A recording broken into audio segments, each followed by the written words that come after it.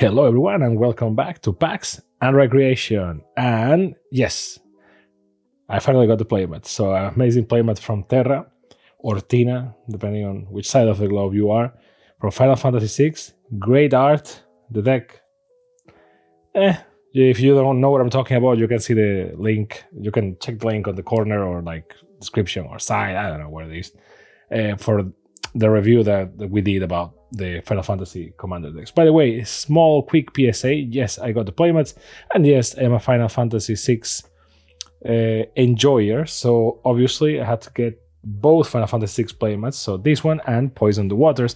But PSA, the holofoil ones, which this one is a holofoil one, have duller colors or like washed out colors, right? So it doesn't look like that too much because we have good lighting here in the studio and all that, but trust me, it is. You just need to compare it.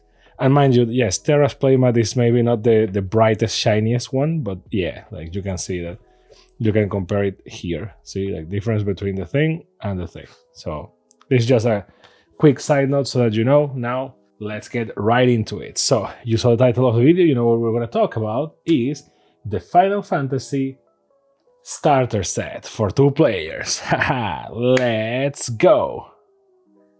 Wait. Oh, so not this one. My bad. The Magic the Gathering starter kit, which, to be fair, I mean, if you compare the two, no space was wasted. Like literally, no space was wasted. Even between the 2 cards, no space was wasted whatsoever. But we are here to talk about this: the Final Fantasy Magic the Gathering starter kit, the set that all the cool kids are talking about, and the set that everyone wants. Now, if you're watching this, you either are just curious because you are an established Magic player and you're not gonna buy this because you already know it, or you're a new player and you want to start and you love Final Fantasy and you want to know what is this all about. So the starter kits are, for better or worse, not a new thing to Magic the Gathering, right? This is to learn how to play. So if you're an established player, maybe yes, there are a couple of Final Fantasy cards that you may want, but this is designed to not have any value on purpose. And the MSRP is around $20, $15, depending on your LGS. Now, it's true that, or LGS or retailer or whatever, it's true that because this is the Final Fantasy set, you will see these retailing for more because we live in a society. But in case you can't get your hands on this, you can get your hands on other things like a Playbuster box or something for Final Fantasy or the Commander decks, but you still want to learn how to play, you can go to Magic Arena, which is free as long as you don't pay for any cards, but technically it's free to play. Or if you really want to start on paper and you can get your hands on this, you can use some of the others. We have a playlist because we have totally documented them, right? So I love to see the evolution, right? We're going backwards, if I recall correctly. Yes. So, well, actually, more or less backwards. We're not going 100% backwards. This will be backwards. More like this, right? Yeah, more or less. And there is the Lord of the Rings one there. So we had Assassin's Creed one, which ironically, if I recall correctly, was the last starter kit, maybe? Or was it the Bloomborough one? I think it was the Bloomborough one. I may be old. I'm getting old. So check the playlist. That one has the truth. So same packaging, so not too offended there. And in terms of contents and whatnot, it's more or less the same, right? 2 decks ready to play. Sadly, this one doesn't have the Buster Blade on top, but this one has. And then the colors. The colors are not relevant, okay? I mean, what a sacrilege to say in a Magic the Gathering video, but if you're a new player, you may be looking at these colors and be thinking things. It's not relevant for these decks. They are supposed to be made to compensate for each other to a degree, okay? So, more or less. So, yes, you can see that the Final Fantasy one is blue and black and red and white, which is actually a very good balance and representation between these two. Not green at all, because, well, I guess they are fighting for the planet, so green is the planet. And you can see that in Bloomborough it was white and green versus blue and red, and 2 decks, nothing too crazy. In terms of value, it's always more or less the same. So you have a Magic Play Guide, which is what it is, right? Then you have a code to unlock both decks in Magic the Gathering Arena, which happens here. 2 ready to play 60 card decks and 2 deck boxes, more or less. So the Bloom Borrow ones are either more sober or just more boring. The Final Fantasy ones get right to what you want, which is, well, Sephiroth and Cloud. So it is what it is. Most of them are more or less the same, right? So if the only difference really is the Assassin's Creed one, which is not clear. I don't know if they explain it somewhere or whatever, but for some reason it never came with a code. And the expectation is that they didn't get a license to use the cards in Magic Arena because it's a video game, and video game versus video game. Maybe it's because of a license thing. I don't know. Maybe they got the license to use Assassin's Creed for the cards, but not in a video game, and therefore it could never happen. So it certainly reduced some punch from the sets. Ironically, Final Fantasy, as you know, is a series of video games and also has their own trading card game, and yet they did get the code. So I don't know. Also, this one is used for the standard and whatnot. So I guess Wizards just paid more for this. I don't know. See, it's always more or less the same. In terms of color combinations, those vary, right? So it depends a lot from set to set. Ironically, Assassin's Creed is the same color balance as the Final Fantasy one. And in terms of packaging, you can see that it became thinner, and then now we're going back to fatter and back to plastic because plastic shiny. I don't know. I like this one because you could see the cards and it was like more eco-friendly and whatnot. Like, you know, I don't need the plastic. The plastic is just whatever. And the card is also dancing in there. So I'm not... See, like, the card is a different entity from the deck. Like the top card, see, is a different entity from the deck. So it's really not good for anyone. But I guess people like shiny plastic, and when Wizard is trying to sell the thing, it's trying to sell the thing. With Lord of the Rings, it was the same logic, not same color combinations, but it is what it is. And again, code and whatnot. So yes, you can click on this timestamp for the actual video to begin, but I just want to compare. After all, we love cardboard, so you know, comparing packaging is the thing. So let's go and take a tier at it. Again, this is not a fancy product at all. You should not expect it to be fancy. You should not pay markups for this. You know, this is a Magic's, like, baby's first Magic deck type of thing.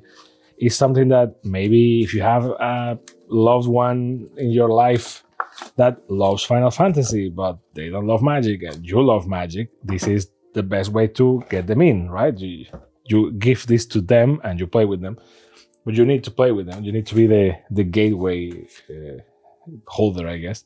So the 2 deck boxes, if we can call them that, so cardboard deck boxes, nothing too crazy. One for Sephiroth and one for Cloud. These are made for, well, just holding the cards.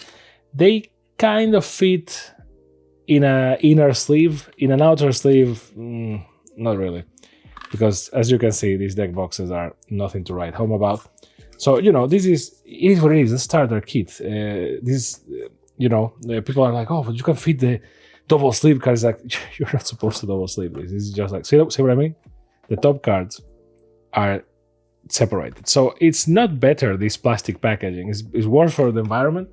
And mind you, I'm not a tree hugger, but like, it's worse for the environment for no good reason, and it's worse for your cards, so no one is winning. Now, the starter kit play guide, right? This is kind of supposed to teach you more or less how to play Magic. Now, with one thing you will understand if you are new to Magic, if you're not, you basically will nod and smile as you hear this, is that Magic is like the legal system, right? You know the basics, right? I shouldn't steal, I shouldn't kill people, you know, the basics. But you don't know all the clauses to all the things, to all, etc. That's why you have judges and police officers and whatnot. And for Magic, it's more or less the same. You get to understand the basics, and then you apply those basics to everything in the game. But then, if you see the actual Magic the Gathering rules, that thing is like it's like the legal system. It's like the Bible. It has a bunch of clauses and sub-clauses and sometimes asterisks even, like, oh, well, except for this card, because, you know, Magic the Gathering has more than 30 years, so it's full of patches and fixes and whatnot. So don't feel intimidated by that. This is made so that you can just play. And if you have any doubts, do what everyone does, which is just Google it. And I'm certain that there is someone in Reddit that had the same exact doubt and someone replied to it. And, if I'm allowed to defend technology for a second, if there is one good thing that AI has given us, is that now if you search for whatever doubt you have for a magic card in Google, the Gemini summary will just give you the answer. Sometimes not right, so you have to still be careful with that. But if you don't have a judge at hand, that's it. Also, in doubt, the best way to learn how to play Magic is to just play Magic Arena to understand the interactions. Why? Because you will see that there is a lot of interactions and timings and whatnot. That is better to have a teacher. And yes, if you are the loved one that is going to buy this for another person, you can be a great teacher, why not? But there is no better teacher than Magic Arena, because Magic Arena doesn't let you make mistakes. It's a machine. Machine says no. So the color identities, which is great, and here you can make a picture in your head of like, oh, so Sephiroth is blue and black, and Cloud is white and red. What does that mean? It's like, well, white is for getting the job done with teamwork and balance and blah, blah, blah, right? So like you can see this and you can be like, I understand why they pick those colors for them. Then the basics of what this contains, like 2 60-card decks, 2 reference cards, 4 double-sided tokens, and 2 deck boxes. And then the default layout of how you should play Magic the Gathering. I find this funny and lovely because a lot of people to this day still find that some people put their lands in front and whatnot. It's like, my brothers in Christ, this is the way to do it, right? And if you are like me and you're a perfectionist, or you play Yu-Gi-Oh! And Yu-Gi-Oh! Really formats your brain to put cards into the specific spots in the playmat, you know that this is the way it's meant to be played. This is pure NVIDIA right here. It's basically creatures up front, lands on the back. And if you really, really want to be pure and you have the space for it, it technically should be creatures on front, artifacts and enchantments under it, and then lands under that. And there you have like perfect organization, everyone understands each other, etc. Now, subject to everyone plays different, right? So we don't have a consensus here. A lot of this consensus was made after a lot of issues with the tournaments and whatnot. So you have here some descriptions of whatnot. I'm not going to like read it all. Like, the part of the joke is you're reading it, like how combat works. This combat is updated after the changes from Doomborough. How to read a magic card, and they use Ultimecia.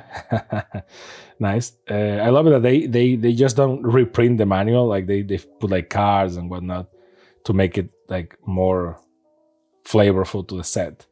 And here explaining the Final Fantasy thing, which makes sense because a lot of people are going to pick this up just because it's Final Fantasy.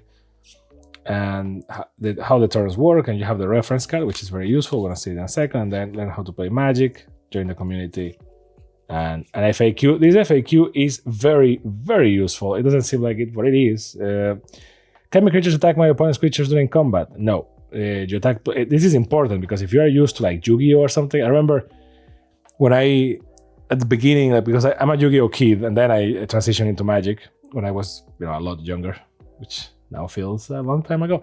But basically, I remember that I was like, I attack this creature. I was like, no, this is not Yu-Gi-Oh! You don't attack a creature. You attack a player, and then the other player puts creatures in front to defend themselves. So, see, like, these are like the most common questions. And again, if you have any questions, if you have people around you, just ask. There are no stupid questions, just stupid answers, and people without patience. And if you don't have anyone around, just ask Uncle Google. Someone had to have an answer for that. So, 2 decks, 2 codes. You're welcome to use any of them. If you use them, just let me know or let people know so that not everyone writes the numbers in here. So you get 2 codes, which it's cool because the idea is that you give this to a person. So if you get to play with each other online, this is how you do it. Both get the 2 decks, so you can play online with each other. And now let's go into the decks themselves. So Sephiroth and Cloud. I guess we're going with Sephiroth first because, well, he was a soldier first. So I guess that makes sense. So this is not Commander, by the way. This sounds stupid and obvious, but if you are new to this game, which is kind of the target of this video to a degree, if you are new to this game, you may be looking like, oh, like a deck to play, and everyone plays, and they have like a main card. So I guess this is my commander. I guess it's my commander. It's like, well, it looks like it because it's formatted that way, but it's not. So this is to play standard Magic, 60 cards with some repeated cards, 1v1. Commander is to be played with 4 people, ideally, and with a 100 card deck with a single copy of each card, and then you have a commander. Here you have like a feature card, which is basically Sephiroth on one side and Cloud on the other. So what does Sephiroth do? For 4, 1 blue and 1 black, and this is why the card is not ultra crazy, is a 4/4 that has vigilance. And the good thing about the versions of the cards that are in the starter decks is that they explain the keywords. So vigilance, attacking doesn't cause this creature to tap. That's the explanation for vigilance. And when Sephiroth enters, creatures your opponent controls get -2/-2 until the end of turn. Whenever a creature an opponent controls dies, put a +1/+1 counter on Sephiroth. So you already see where Sephiroth is going as a deck. It's going to be all about +1/+1s and removing and adding counters and whatnot. Again, don't expect if you're an established Magic player, don't expect ultra crazy mechanics. There's a reason why I buy these decks, and is one most important is, well, because of the videos, of course, so that you guys can see the thing. But in this case, it's just because I like Final Fantasy, so I was like, right? But Ultimecia is here, or Ultimecia, depending on how you want to pronounce it. Temporal Thread. So here is the same. You have some creatures that, mind you, if you play commanders on the road, this can be used as your commanders because they are legendary creatures. And, you know, when Ultimecia enters, tap all creatures your opponent controls. Whenever a creature your opponent controls deals, whenever a creature you control deals combat damage to a player, draw a card.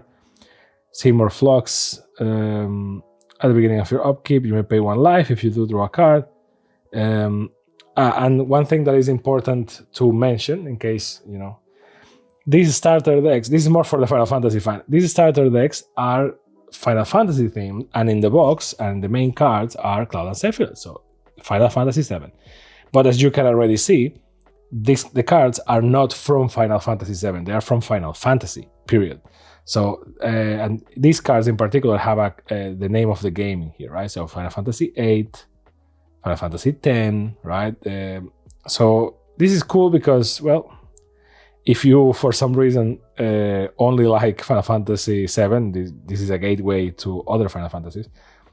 Final Fantasy the third, Final Fantasy III, and again, they explain all the keywords, so this is pretty cool. So you get a lot of +1/+1s and tapping creatures in the Sephiroth deck.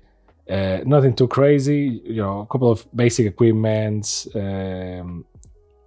some basic creatures. You do get some repeats, right? Like the most you get is like 3 repeats like this. This is what, Final Fantasy 14. Yeah, I expected as much. Retrieve the Esper. Nice. Final Fantasy 6. Got a lot of Final Fantasy 6, like 2 copies.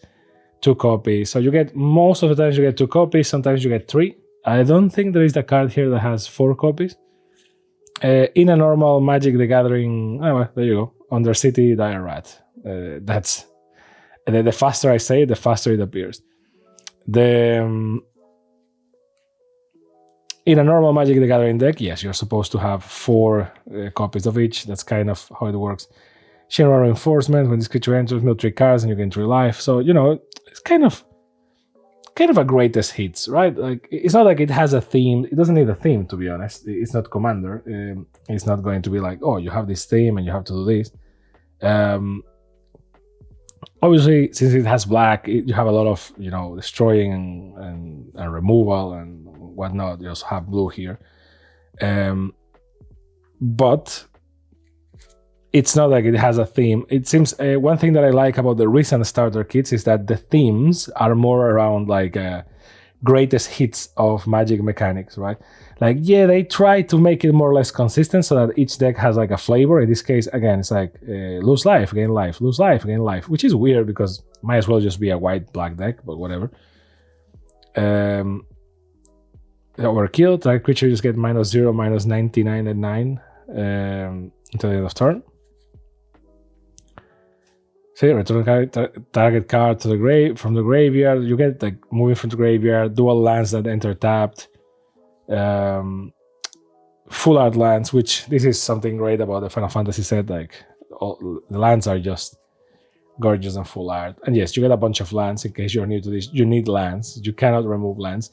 Don't make the mistake of when building your own decks removing the lands, because without lands you can do anything. And then you have some tokens and some cards. So, by the way, as the famous professor says, reading the card explains the card. So most of these cards, the effects, you will see them applied as you play with them, right? So when you play with them, just read the card, and the card will tell you what to do most of the time. If you miss something about, or you don't understand something, that's when you search for it. But it's kind of, it is what it is. It does come with like an add card, which, okay, because I like to play Magic, so I guess this is valid for once. I think this is valid for Wizards to do this. And this is like a reference card, right? So on your turn, these are the phases that you need to follow so that you don't forget. And this is how combat normally works if you're attacking or if you're blocking. And, it's kind of cool. The tokens. What are tokens? In case you are new to this, tokens are basically non-cards. So yes, they are cards. You can see them in my hands. They are paper, but a token can really be represented with anything. It can be represented with a die. It can be represented with a coin. It can be represented with an action figure, with whatever you want, because tokens are not real cards in the game. They are not the same. And you can see that because these cards, you don't have them on your deck. These cards, you have them on your side, and then you have cards that will either tell you to create an artifact treasure, or will tell you to create a copy, or to create a robot warrior, right? Or you have 2 copies. Why? I think it's the Magic deck card. Retrieve the Esper. Yeah, see. Create a 3/3 blue robot warrior artifact creature token. Then, if this spell was cast from a graveyard, put 2+1/+1 counters on that token. Why is it cast from a graveyard? Because it has flashback. And flashback says that you may cast this card from your graveyard for its flashback cost and then exile it, right? And this is good. Like, you may have questions like this, like, what does it mean exile it? It's like, cool, just go. Like, it says it on the starter kit player guide. But if not, just look it up. Exile means that it doesn't go to the graveyard. It's outside the game. You can't bring it back unless with a very specific type of card. But that's kind of the thing. So tokens are cards that are generated by other cards most of the time. So those don't go in your deck. Those, again, not real cards. So that's kind of how we refer to them. And in the side of Cloud Strife, some people, some Final Fantasy purists were kind of triggered that it's like, oh, the starter deck, of course it had to have Cloud and Sephiroth, and Cloud and Sephiroth are everywhere. It's like, well, my brothers and sisters, let's be honest, Final Fantasy VII is the most popular Final Fantasy, whether you like it or not. Plus, it has an ongoing trilogy of remakes. Well, of new games, because remake is only the first, because Nomura is certainly a person. I'm one of the few that actually saw what Nomura meant with a remake and was like, haha, right? Like that was kind of my whole thing. Because, well, I'm also an Evangelion fan, so I'm already traumatized. Like, Rebuild of Evangelion is also quite literally. So the titles both are very literal. It's not what we in the West understand as remake something, which is just make it again the same but with better graphics. It's like, no. We're going to remake Final Fantasy VII. It's like, okay, love it. So, I was triggered like for 5 seconds, and then I just remembered that I like Evangelion, so I can be a hypocrite. So, Cloud, Planet's Champion, for 3, 1 red and 1 white. Again, in case you're new to this, and this is for some reason the first thing you see about Magic the Gathering, that 3 means 3 generic, so 3 of any type of mana, and then 1 red and 1 white, so it costs 5 effectively. It's a 4/4 human soldier mercenary, and it says, during your turn, as long as Cloud is equipped, it has double strike and indestructible. This creature deals both first strike and regular combat damage, which is double strike, and indestructible is damage and effects that say destroy, don't destroy this creature. So I guess they could have put up 2 parentheses or something just to separate it, but whatever. Equip abilities you activate a target Cloud cost 2 less to activate, which is not bad at all. Rosa, Resolute White Mage. So Final Fantasy IV has Reach, again, introducing mechanics, which is interesting because does the Sephiroth deck have any creatures with flying? I didn't. It has Menace. I didn't see anything. There you go, the fairies. Well, it makes sense. You have 4 fairies, 3 fairies. So the only way to stop it is with Reach. So yeah, it's balanced. See what I mean? It's like it's balanced. This is to have fun, and you will understand one of the strongest realities of Magic: The Gathering, which is you can plan and you can do all you want, my brother, but the luck of the draw is the luck of the draw. That's why we deck build, to try to mitigate the luck of the draw. But at the end of the day, you have to believe in the heart of the cards. It is what it is. So Beatrix, Loyal General, has Vigilance, which makes sense. It's a very wide ability. At the beginning of combat in your turn, you may attach any number of equipment you control, target creature you control. So, to be honest, these are the same color combination as Assassin's Creed deck, and to a degree, I mean, I don't think you can find Assassin's Creed decks anymore, because, well, limited run and all that. But to a degree, they are the same deck, you know what I mean? So the blue-black is basically like counters and death touch and whatnot, right? And apparently some flying. And the white one is vigilance, reach, and equipments, right? Because it's blue and red, which is the Assassin's Creed deck. It was also blue and red. So, you know, lightning is here. Menace, cool. When lightning is combat damage to a player, exile top card of your library. You may play that card as long as you control lightning. Okay, Judgment Bolt from Fantasy 16. Yeah, exactly. Ultimate Weapon, not bad. Obviously, you know, to try to equip it to Cloud, it costs 7. It gets 7/7. It equips 7.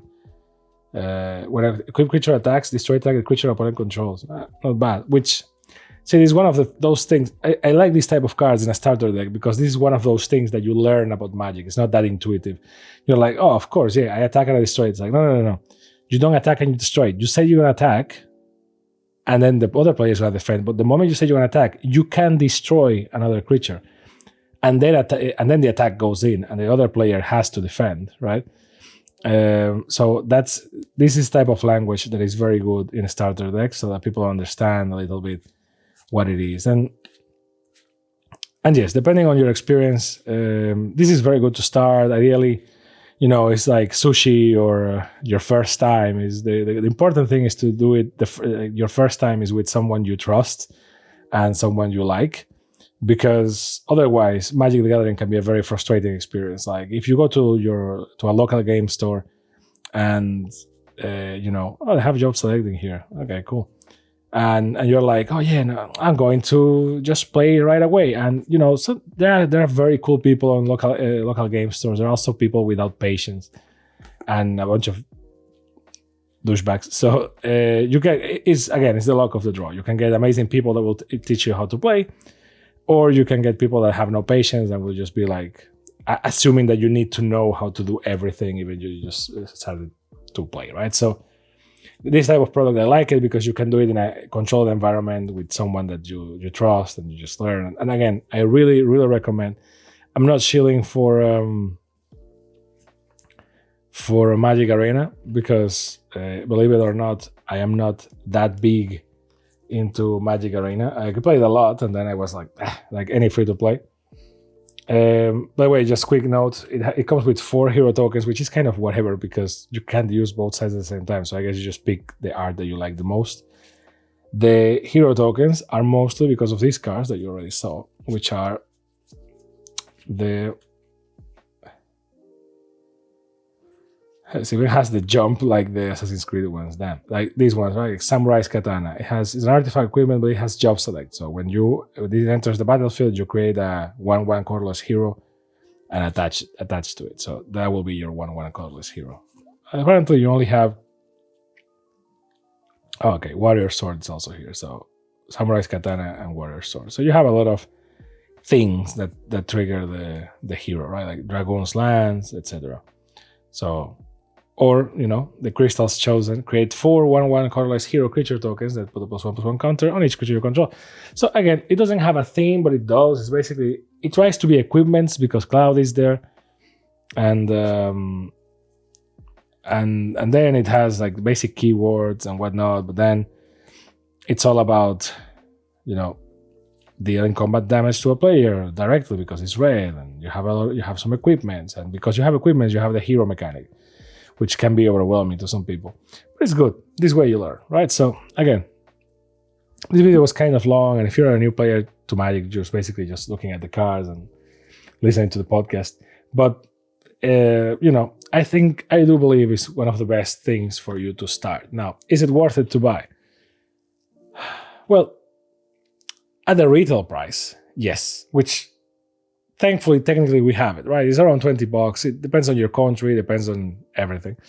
But it's around $20. Obviously, if you can get it for less than $20, like around 15, that will be pristine, that will be ideal. But $20 is okay. More than $20, you really, really need to start considering it. Like 25, I will go like, okay, if it's a gift for someone, right? It's like a person in your life that really loves Final Fantasy, and you're like, you know what? Let's join our interests, kind of thing.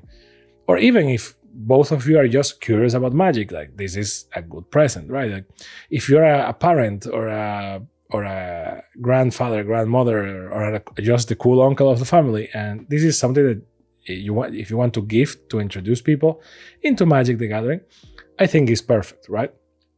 The important thing, and this is why the Assassin's Creed Starter Kit was very bad in my opinion, is that this works, and yes, you learn how to play by playing, which is, and yes, you have this guide, and yes, you have the reference and whatnot, but the real value is in this card. So you can play Magic Arena, you don't need these codes, Magic Arena is free, and they have a tutorial where you play like to the 5 colors and you learn how to play, etc.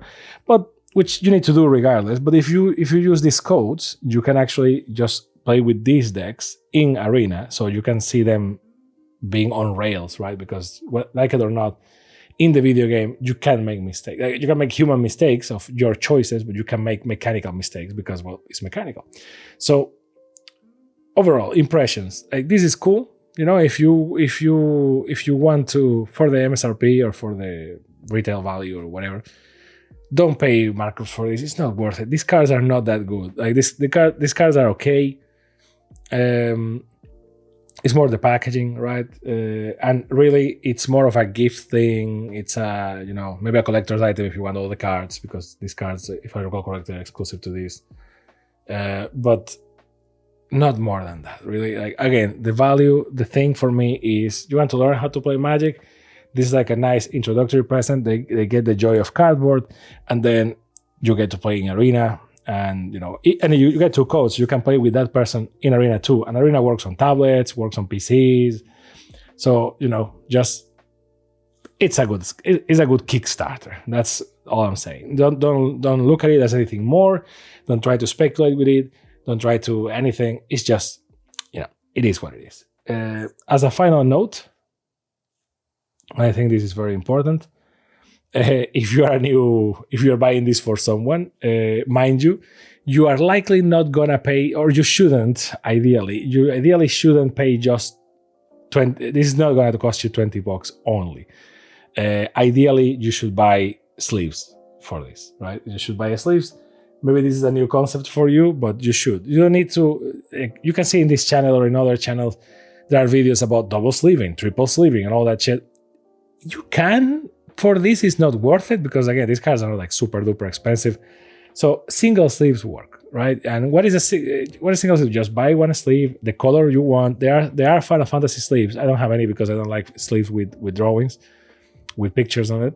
But just buy a box of sleeves. You will need 2, by the way, because sleeves come in packs of 100, and each deck is 60 cards. So I don't know, it depends. My go-to recommendation is to recommend Dragon Shield sleeves. They are more expensive than the average, but they are also better than the average. But again, it only has 100, and ideally you should buy them in matte or mate, depending on how you want to pronounce this, but because of a texture thing, details, but any sleeves work. It only comes with 100 though, so you will need 2 of these, and you will have 40 sleeves extra on both, but you can use them for something else in the future, trust me. Or if you really want to trigger your friends or something, just buy sleeves of something else, like One Piece sleeves or something, just to get them very triggered. There are Final Fantasy sleeves, so if you want to do the full package and the full thing, you can just do it. Now, mind you, the quality of this is never as good as the quality of this. It's not a me thing, you can look around, it's part of the thing. So likely it's not going to cost you only $20. It will be around 30, maybe 40 if you buy all the sleeves and all that stuff.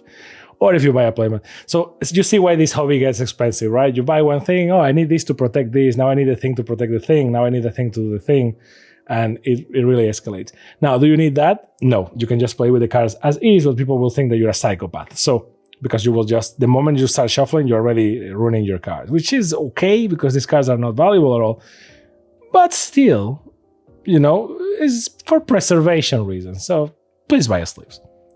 And that's it. Way too long of a video for something that's technically easy, but I got comments that sometimes new joiners and parents and whatnot see these videos and they're like, thank you for the information, whatever. And everyone that plays Magic just wants more people to play Magic. The more people play Magic, the more people there are to play, and everyone is happier. And technically, that forces Wizards to print more, which technically makes our lives easier to collect also. So everyone wins, technically. So yeah, thank you very much for watching. Let me know down below what you think about this. What you think about this deck? Did you pick it? Are you thinking about picking it? Are you an experienced Magic player? Where do you stand on this? And if you're new to the game and this helped you, please let me know. It's always useful. As always, thank you for watching. Don't forget to like, subscribe, and all those cool things that the cool kids do. And I will see you next time on PAX and Recreation. Bye.